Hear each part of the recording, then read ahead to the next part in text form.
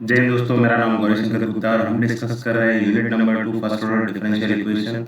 This is lecture number 7 और इस lecture में हम नॉन एग्जैक्ट डिफरेंशियल इक्वेशन कैसे सॉल्व करना है उसका हम केस 2 देखेंगे। लेक्चर नंबर 7 में हमने केस 1 ऑलरेडी देख लिया है।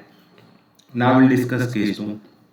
तो जब भी आपके पास कोई नॉन एग्जैक्ट डिफरेंशियल इक्वेशन हो और उसका फॉर्म कुछ इस तरह का हो, f of x y into y d x plus f of x y into x d y is equal to 0, इस फॉर्म का आपको डिफरेंशियल इक्वेशन दिया हो नॉन एग्जैक्ट और उसमें mx माइनस एन वाई की वैल्यू अगर नॉन जीरो आ रही है so 1 upon mx minus n y ये आपका क्या हो जाएगा, इंटीग्रेटिंग फैक्टर हो जाएगा।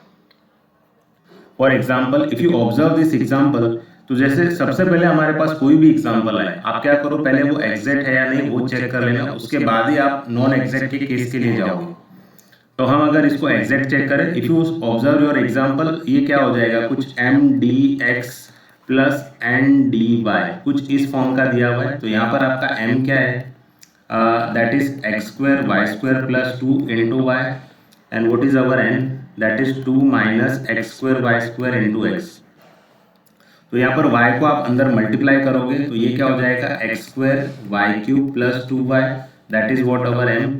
और यहाँ पर n क्या हो जाएगा, ये x को भी अंदर मल्टीप्लाई कर लो, so it is 2x minus x cube y square. तो चेक करो ये एग्जैक्ट है या नहीं। तो del m by del y क्या होगा ये, तो derivative with respect to y क्या होगा, 3x square y square plus 2 और del n by del x, n का derivative partial derivative with respect to x, that is 2 minus 3x square y square.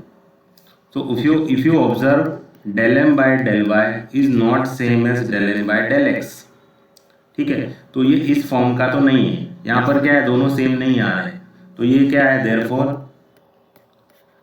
the given differential equation is non exact। अब non exact में हमने case 1 देखा था, उसके अंदर लेकिन आपका जो डिफरेंशियल इक्वेशन है वो होमोजीनियस होना चाहिए। अगर आप यहाँ पे ऑब्जर्व करोगे इसकी डिग्री, तो ये होमोजीनियस नहीं है। देखो यहाँ पर m की डिग्री, ये y अंदर मल्टीप्लाई कर लोगे तो m की डिग्री क्या हो जाएगी, 2 और 3 ये दोनों मिला के 5 डिग्री हो जाएगी। और यहाँ पे डिग्री क्या है, 1 है, तो यहाँ हमें 5 डिग्री मिल रहा है, यहाँ पर हमें 1 डिग्री मिल रहा है, यहाँ हमें 1 डिग्री मिल रहा है, यहाँ हमें 5 डिग्री मिल रहा है। तो डिग्री यूनिफॉर्म नहीं है, होमोजीनियस नहीं है। हमने देखा था होमोजीनियस वाले केस में हर एक एक्सप्रेशन की डिग्री सेम होनी चाहिए, बट यहाँ पर ऐसा नहीं है, तो यहाँ पर केस 1 एलिमिनेट हो जाता है। देखो केस 2 के लिए जो अभी हम डिस्कस कर रहे हैं उसके अंदर आपको देखो आपका जो डिफरेंशियल इक्वेशन है इस फॉर्म का होना चाहिए, f of x y into y d x and f of x y into x d y. तो अगर आप अपना एग्जाम्पल देखोगे तो कुछ इसी फॉर्म का है। So if you observe your example, ये कुछ फंक्शन है f of x y into y d x, ये भी f of x y into x d y, इस फॉर्म का एग्जाम्पल दिया है। तो ये केस 2 का एग्जाम्पल है और केस 2 के एग्जाम्पल को सॉल्व करने के लिए हमें क्या दिया है, क्या कहा है, इस फॉर्म का तो है। दूसरा आप चेक कर लो कि m x minus n y different from 0 है या नहीं, तो वो हम चेक कर लेंगे, m x minus n y, m और एन यहाँ पर मैंने ऑलरेडी मेंशन किया हुआ है, तो हम यहाँ पर चेक कर लेते हैं whether m x minus n y is different from 0 और नॉट। तो हमारा एम क्या है, लुक एट योर एम, तो ये रहा हमारा m, x square y cube plus 2y, x square y cube plus 2y, m को x के साथ मल्टीप्लाई करना है, माइनस n क्या है हमारा, व्हाट इज अवर n, तो ये रहा हमारा n, 2x minus x cube y square, 2x minus x cube y square, we have to multiply it by y, तो इसको मल्टीप्लाई कर लो। तो ये क्या होगा, when you multiply x inside the bracket, इसको ब्रैकेट में मल्टीप्लाई करोगे तो ये हो जाएगा x cube y cube plus 2xy minus 2xy minus ये माइनस और ये माइनस प्लस हो जाएगा, और y यहाँ मल्टीप्लाई करोगे तो एक्स क्यूब वाई क्यूब हो जाएगा। ये दोनों तो कैंसिल हो गए, तो यहाँ पर आपको मिलेगा 2x cube y cube which is different from 0। तो यहाँ पर जो आपका mx माइनस एन वाई है वो डिफरेंट फ्रॉम 0 है। ओके, तो इसकी वैल्यू क्या आ रही है, 1/2x क्यूब वाई क्यूब, तो ये हो गया इसका इंटीग्रेटिंग फैक्टर।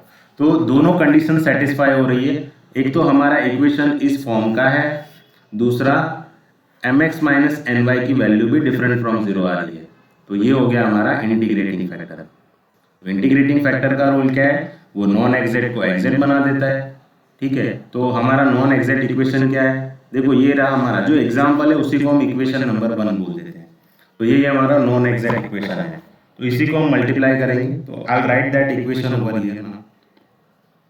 तो हमारा इक्वेशन क्या है, यानी एग्जाम्पल क्या था हमारा, x square y square plus 2 times y d x plus 2 minus x square y square into x d y is equal to 0। ये हमारा एग्जाम्पल था, और इसी एग्जाम्पल में हमें क्या करना था, मल्टीप्लाई करना था हमारा इंटीग्रेटिंग फैक्टर। तो हमारा इंटीग्रेटिंग फैक्टर क्या था, that is 1/2 x³ by cube. यहाँ भी मल्टीप्लाई कर लो, 1/2 x³ बाई क्यूब, और 0 से मल्टीप्लाई करने का कोई मीनिंग नहीं, क्योंकि वो तो 0 ही हो जाएगा। तो देयरफॉर ये क्या हो जाएगा, और y को भी अंदर मल्टीप्लाई कर ही लो आप। तो y को मल्टीप्लाई करोगे तो ये क्या हो जाएगा आपका x² y³ और इसके अपॉन में क्या है 2x³ बाई क्यूब, प्लस ये y को 2 के साथ मल्टीप्लाई करोगे तो 2y/2x³ बाई क्यूब, और इसके साथ में क्या है हमारा dx है, प्लस इसको भी अंदर मल्टीप्लाई कर लो, x को अंदर मल्टीप्लाई कर लो। सो ये हो जाएगा 2x/2x³ by cube minus x को अंदर यहाँ मल्टीप्लाई करोगे, when you multiply x over here, so it is x³ y² upon 2x³ y³। ठीक है, this into d y is equal to 0।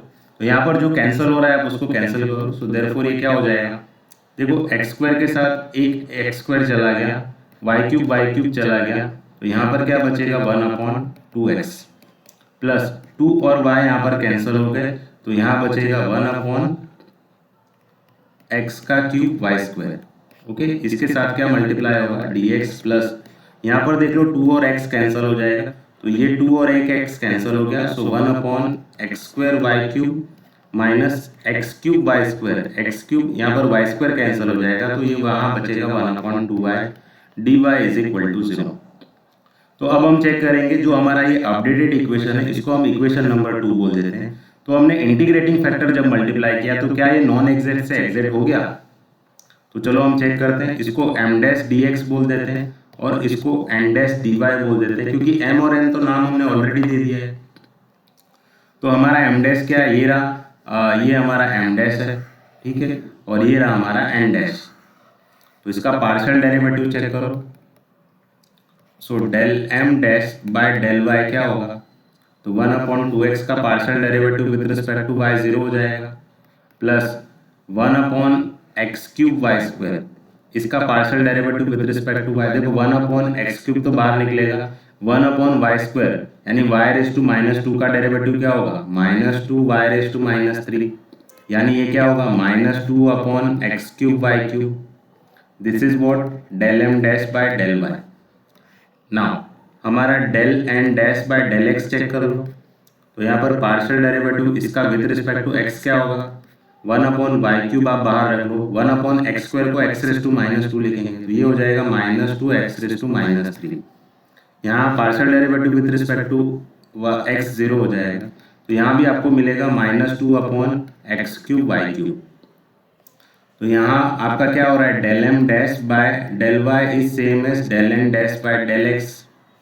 So therefore what we can say equation 2 is exact now. तो जब आप integrating factor को अपने example से multiply कर देते हो तो वो नॉन एग्जैक्ट से क्या हो जाता है, एग्जैक्ट हो जाता है। तो अब हमारा जो इक्वेशन नंबर 2 है वो एग्जैक्ट हो गया, और अब हम उसका लिखेंगे सॉल्यूशन। ठीक है, सो सॉल्यूशन इस तरह से लिखना है। अब इसके अंदर अब हमारा m' लिख देते हैं, यहाँ पर मैं m' मेंशन कर देता हूँ। तो हमारा m' क्या था, देखो यहाँ पर हमारा m' क्या लिखा हुआ है, this is what our m' 1/2x plus 1/x³ y², 1/2x plus 1/x³ y², और what is our n' that is 1/x² y³ minus 1/2y। तो यहाँ पर हम इसको सिंप्लीफाई कर लेते हैं। तो इंटीग्रल m dx, तो m' dx, तो हमारा m' क्या है 1/2x प्लस 1/x³ y² और इसके साथ है dx, प्लस n' में देखो हमें ऐसा टर्म्स लेना जिसमें सिर्फ y हो। तो यहाँ पर देखो फर्स्ट वाले में x और y दोनों हैं, तो इसको हम इग्नोर करेंगे क्योंकि सिर्फ टर्म्स कंटेनिंग y ओनली होना चाहिए। यहाँ पर एक ही ऐसा एक्सप्रेशन है जिसमें सिर्फ y है, दैट इज -1/2y। तो यहाँ पर हम इंटीग्रेशन लेंगे -1/2y का with respect to dy, this equals to c। तो ये क्या हो जाएगा, इंटीग्रेशन सेपरेट करो, सो 1/2 integral 1/x dx plus 1/y²। यहाँ पर देखो आपको y को कांस्टेंट की तरह ट्रीट करना है फर्स्ट इंटीग्रल में, और यहाँ पर इंटीग्रेशन क्या है 1/x³ मतलब x⁻³ dx -1/2 integral 1/y dy is equal to c। तो जब आप इसका इंटीग्रेशन लिखोगे तो मिलेगा आपको 1/2, यहाँ मिलेगा आपको ln mod x plus 1/y², y x⁻³ का integration x⁻³ plus 1/−3 plus 1 -1/2 ln mod y is equal to c। तो ये क्या हो जाएगा, देखो यहाँ 1/2 कॉमन है, यहाँ भी 1/2 कॉमन है, so if you take 1/2 common, यहाँ पर क्या हो जाएगा ln mod x minus ln mod y, और यहाँ पर क्या हो जाएगा -3 प्लस 1 क्या होता है -2, तो ये हो जाएगा -1 देखो ये है x का पावर क्या है -2, तो ये नीचे आएगा x² y², और यहाँ पर बचेगा 2, तो उसका माइनस हमने यहाँ आगे लिख दिया, and this equals to c।